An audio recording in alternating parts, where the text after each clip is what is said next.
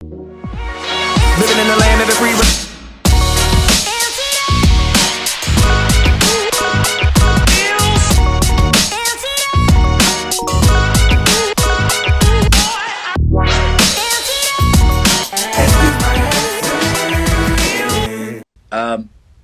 The initial struggle was really in my own community because there was no Armenian rappers, period. You know what I'm saying?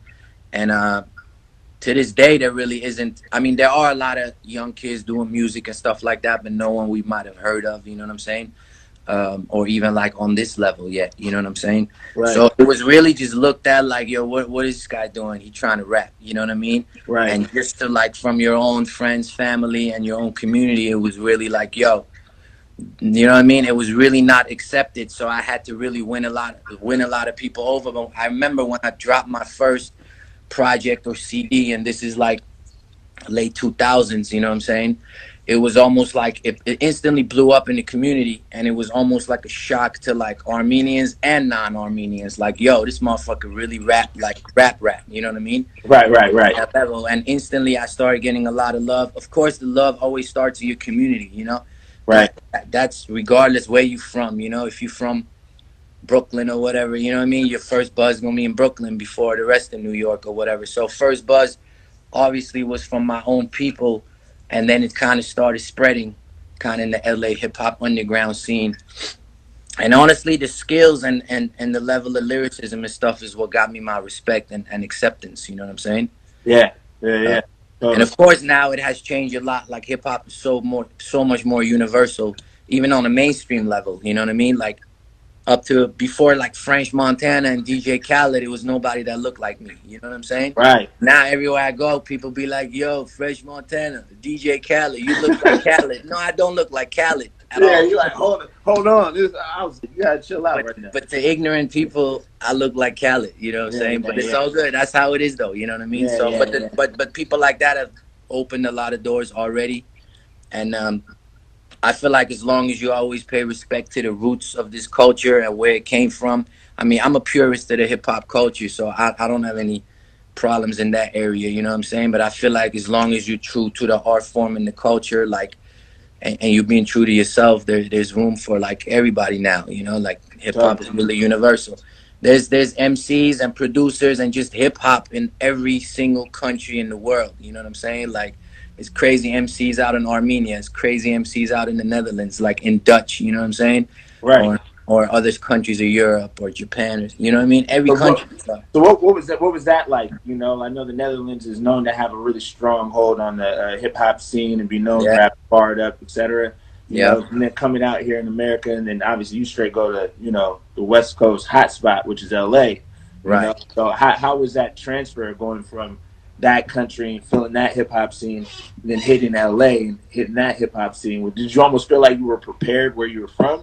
Like, okay, it's just like my roots were like, because I grew up in a place where if you were into hip hop, it was like very pure, you know what I mean? And the way I got put onto hip hop was by like an older family friend when I was about, I don't know, maybe 9 or 10, and his mom was my mom's best friend, so he used to come over, and he realized, he saw how much I was into music and kind of gravitating towards rap. Right. He was like, well, if you're into rap, you should listen to this. And he gave me like Gangstar, you know? And then he's like, let me give you like a list of like 5 albums you should listen to, like the next time he would come. And those 5 was like Illmatic, Enter 36 Chambers, KRS-One, Return to the Boom Bap, Tribe Called Quest. Like he was literally schooling me. And I just fell in love with that hip hop shit, you know what I mean? Right. Later on, of course, it was like Snoop and Dre and stuff, but it was a lot of New York shit, really, you know what I mean? Right. And Amsterdam, I mean, I guess back in, I don't know what year, New York was called New Amsterdam, right? It's some type of Dutch connection there. I'm not sure exactly. There's like Dutch cities called Brooklyn and Harlem and shit too in Holland. So there's a connection with New York. So it's very New York vibe out there. You know what I mean? Right. And to this day, people are like, yo, you don't sound like a West Coast MC when you spit, you know? Because your flow is not like West Coast, but that's because I didn't literally grow up here. I didn't get into hip hop here, you know what I mean?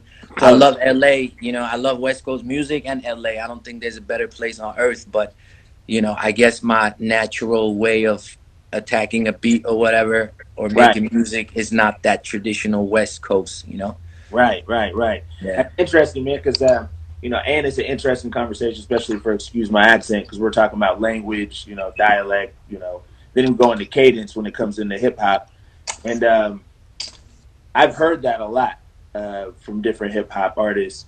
You know, growing up in that era, in our era, you know, where you be on the West Coast and be like, oh, you listen to that East Coast shit, da da da da da, you know, Right. And then being an artist where you're just naturally hitting bars like that, did you get like a little bit of slack with cats, like where people were kind of like, you know, you in LA? Honestly, like, not really. I'm not gonna lie, I haven't gotten a lot of negativity as far as like, yeah, I mean, sometimes they're like, you too lyrical as far as like industry people, you know what I'm saying? Like, if I was trying to get fuck with a label or do anything industry related, it was like, yo, you rap, you know, you gotta chill on the rapping, but not really you LA, you West Coast, you this, you that, you know. There was a time where people were telling me like, we don't really know how to market you because you from LA, but you're not a Blood or a Crip. And the fact is that if you're from LA, people only care if you either a Blood or a Crip. You know what I'm saying?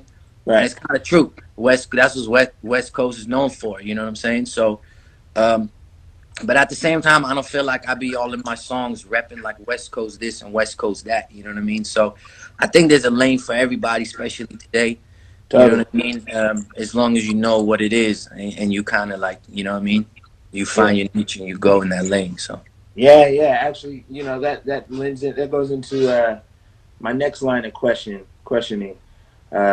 which is, you know, there are these stereotypes and these boxes that the industry always is looking to put people in. You know, I feel like that's just corporate America because people just want to understand.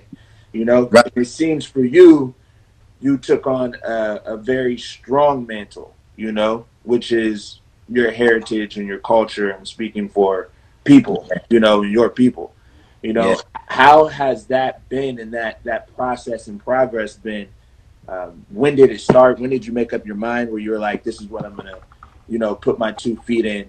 And have you felt any pressure in those moments, you know? It was all just kind of organic, you know what I mean? Like, it was never like a thought of like, yo, I'm going to go this route or I'm going to go that other route. First of all, I was always into hip hop with a message and shit that just had more meaning. And to this day, when we look at the greats, like the greatest of any era, they always, you know, they can really rap. They have something to say. There's just music with a substance and it's timeless music.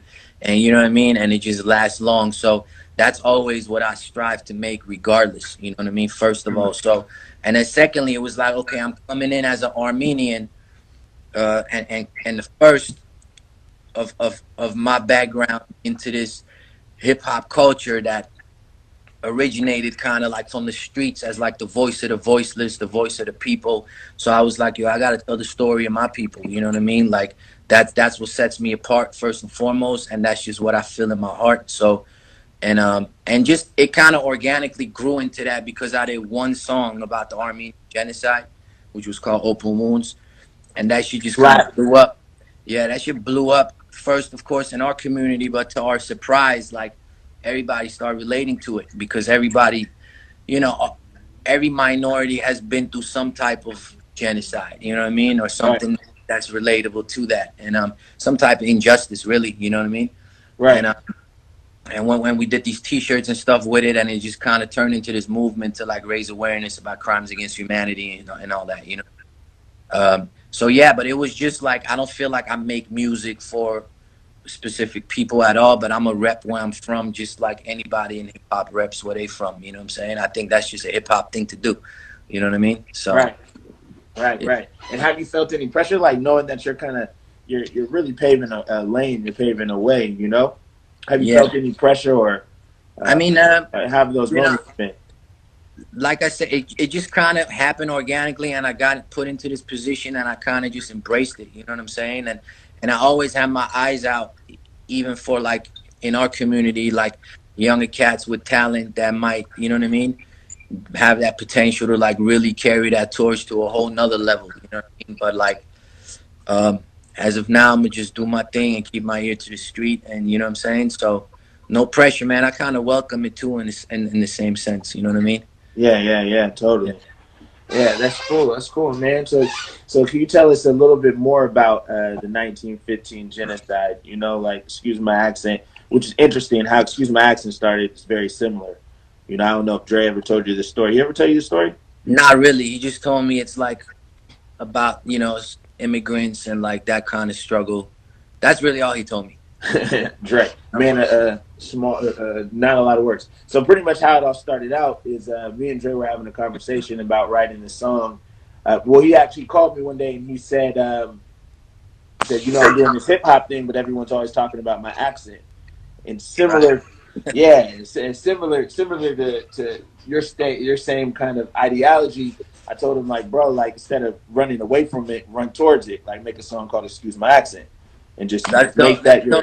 You can't hide that. You know what I'm saying? Like, it's not like you can hide it. You know what I'm saying? You just live your truth. Yeah, exactly. It is, and make it is what it is, and from there we wrote the song. We did the music video. I'm sure Dre will show you soon. Okay. Yeah. I know he has a song, but I didn't know like this whole page and this whole platform y'all built was, you know what I mean, how that came about. Yeah. We've been slowly working really hard on this platform, and really just to be able to have these moments. You know what I'm saying? Because we realized after doing the song and the music video, we just realized it was big. It was bigger than us, you know, and we could create a platform. Right. We could have more of these kind of conversations, especially in our generation and our culture. We feel like it's important. You know what I mean? So that's kind of how that came about. You know.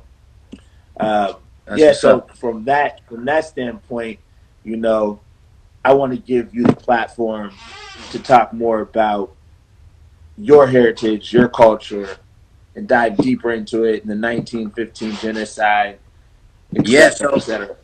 So basically, let me give you a quick background and make it as simple as possible. But in the year 1915, which was basically during World War I, the Ottoman Turkish Empire, so that would be modern day Turkey, they committed a genocide against the Armenian people as well as Assyrians and Greeks. So 1.5 million Armenians were massacred and like hundreds of thousands of Assyrians and Greeks, basically in an attempt to, wipe them off the planet. And it was the first genocide of the 20th century, and the word genocide didn't even exist yet. So this is before the Jewish Holocaust and all that, right? So they just basically got away with it clean, and they never got held accountable for it.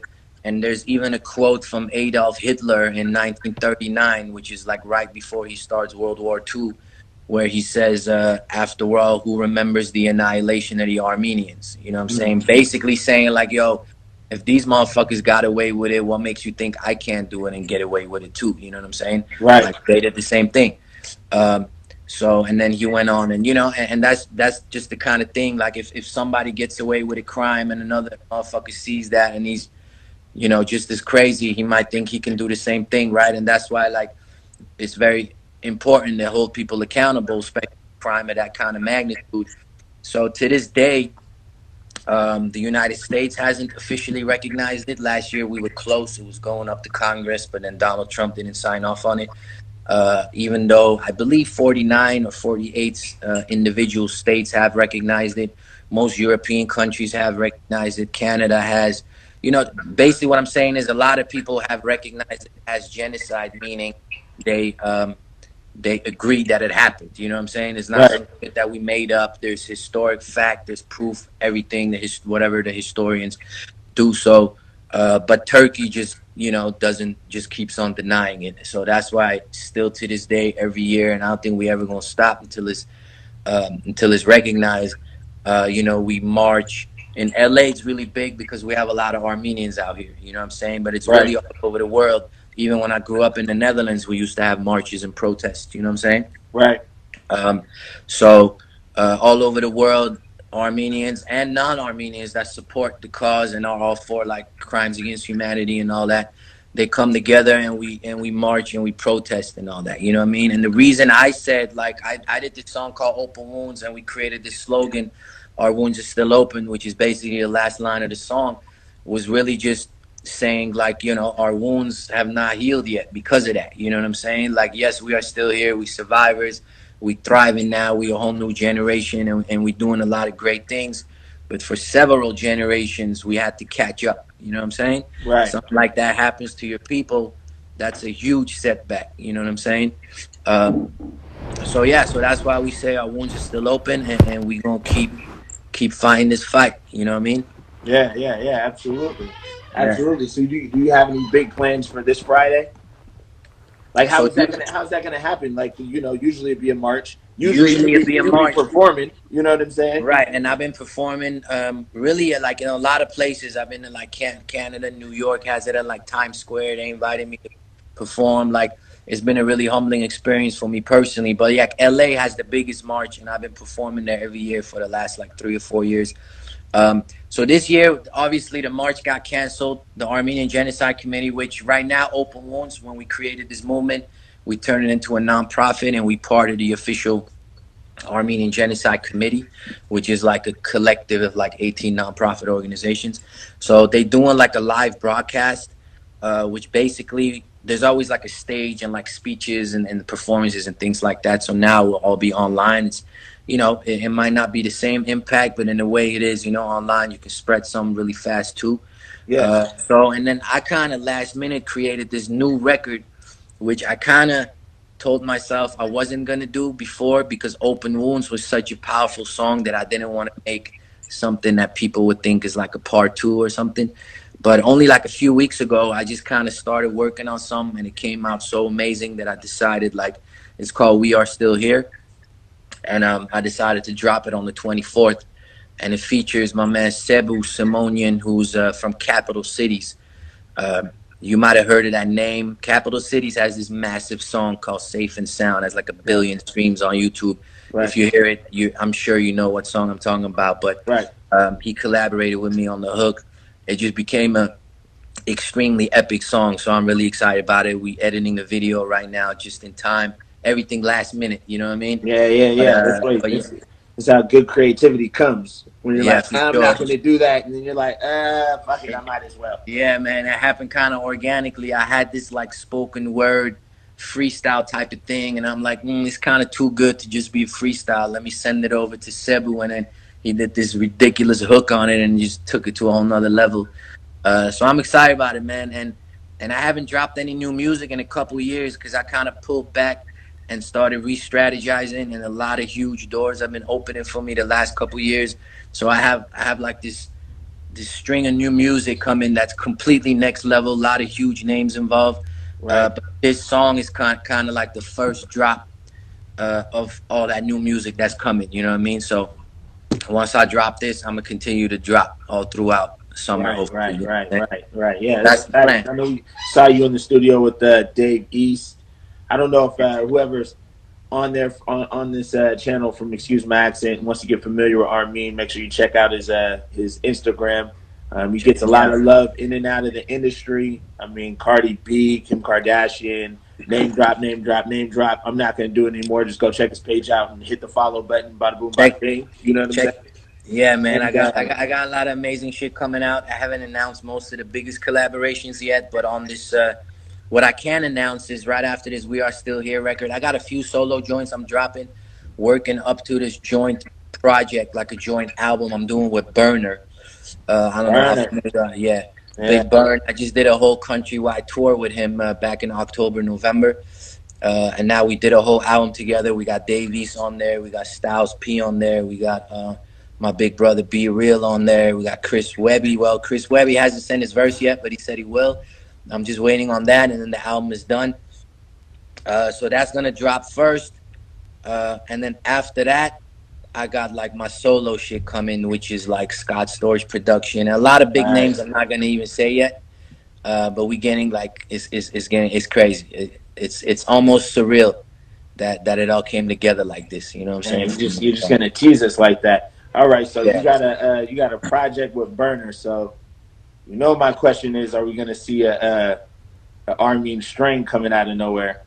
You know what? Actually, I'm supposed to have a call later on tonight with our new partners that are also that fuck with Berner and them heavy, and that's part of the conversation, because we've been talking about it.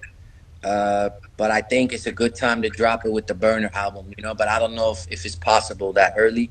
So it's something in the works. It'll happen sooner or later, but I definitely want it to happen sooner than later. You know right. Yeah, that's good business. And you own and operate a couple stores in LA too, right? Yeah. So really, when we started doing the whole merch thing and it started taking off for us, we created this clothing line. We already call ourselves Pentagon Records. So we just turned it into the Pentagon LA, which was a store in Glendale.